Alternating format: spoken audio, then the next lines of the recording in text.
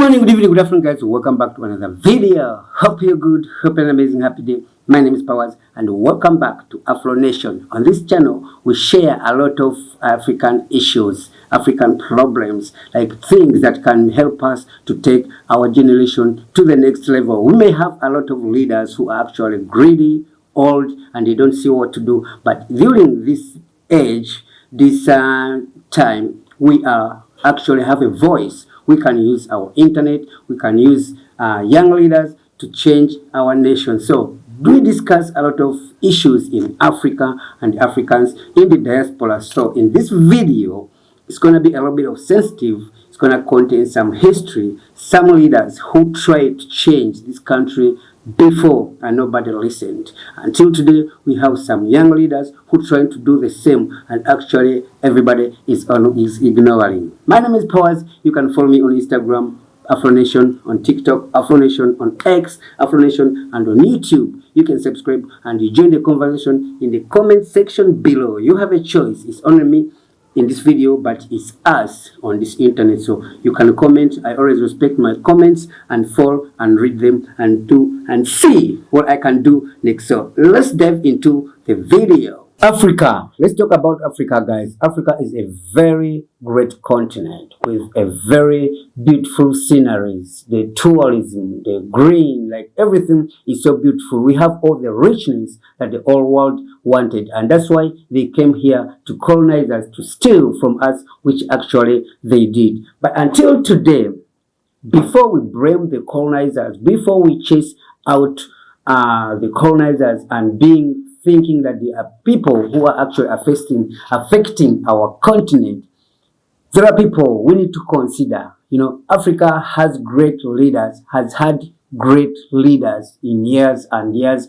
who actually tried to inspire the people, and nobody actually listened.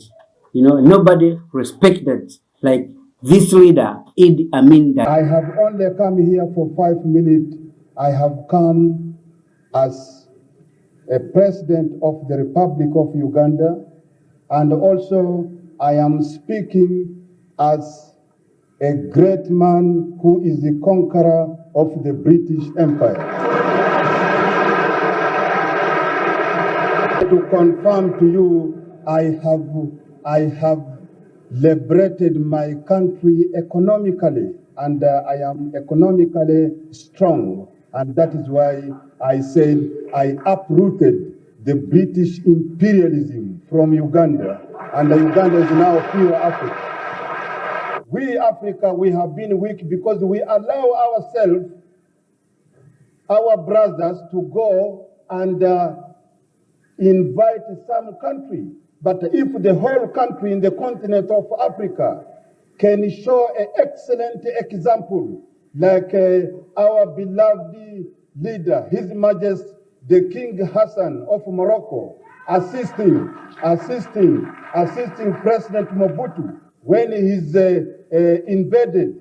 This is some point which Africa can prevent to bring in the other troops from outside. But some other country have been forced to get European forces into Africa because they tried to ask some African country they don't want. Some African country were the one who are confusing ourselves because we train guerrillas against our country. We force government to be. The statement you heard, the statement he said, it actually shocked everybody because he was an hero. Everybody was believing in him when he came into power. And also, we have leaders like a president of Cameroon, you know, a guy who has been into power for over so many decades, nobody can even remember, and he can't even stand properly to speak. And right now, he's actually thinking of standing for next term. He can't even talk, bro. So leaders like these older presidents, like when you get into politics, you get drunk and like it's alcohol. the more you drink, the more you need more. So the more they stay in power, the more they get crazy and start to do things which actually are inappropriate. Like a president, you can't stand up and say, I'm not working for the country, I'm working for my family. And it doesn't matter because I'm working for myself. I'm not working for other people. I'm working for my grandchildren, for my children.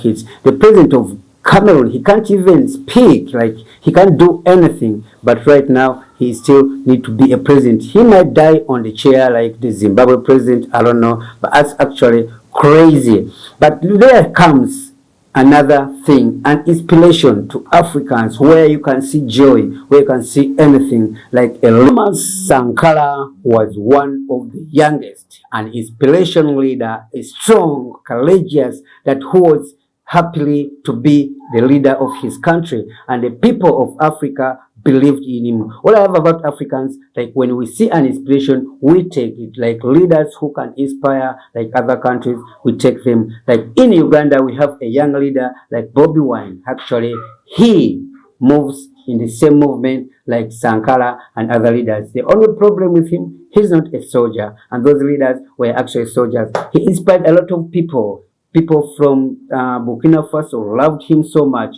and everybody was like, no, this guy cannot take us home. That's what I said. Greedy old presidents might be the threat to young presidents that's coming to the country. Like you are putting your eyes on actually the West. They might be influenced, but actually we have still the snakes and people who doesn't want to leave the power, and when they do, they think that, man, these young leaders have just come up. How can they do things like this? And this is my own opinion. What I'm saying is what I see, because remember the history of Sankara didn't last long.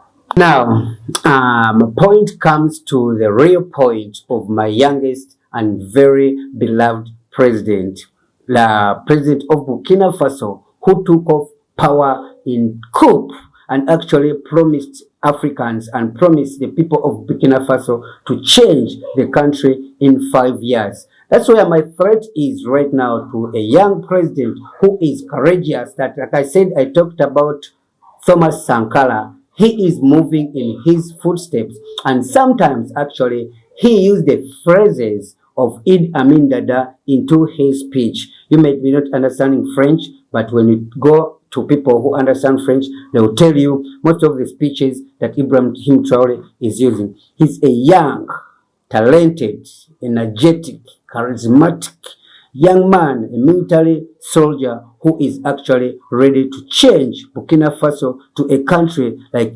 everybody would be able to see. You have seen what he has done since he came into power. So many things has changed. Even actually, I congratulate you, Burkina Faso. They are in Chan, and actually they are doing well. But leaders like the leaders I talked about, you saw what happened to Gaddafi when he tried to unite Africa.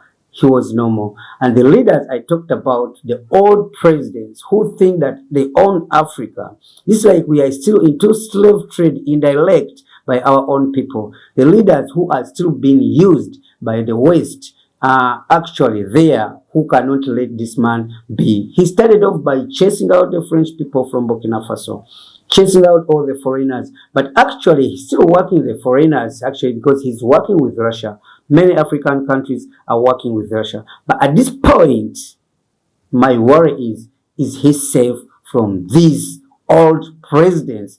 These people who doesn't care about their countries, these people who want to stay in power until they die. That's where my worry is.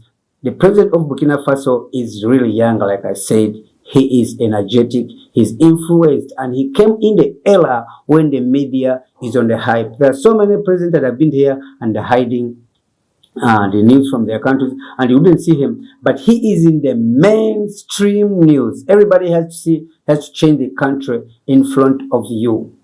My question is he safe, neither from the West or from the Africans? Join the conversation in the comment section below. My name is Powers, and I love to do these videos, and if you give me some challenges in the comment section, due to pull me so really bad. You can follow me on Instagram, AfroNation, Facebook, AfroNation, TikTok, AfroNation, and on X, AfroNation.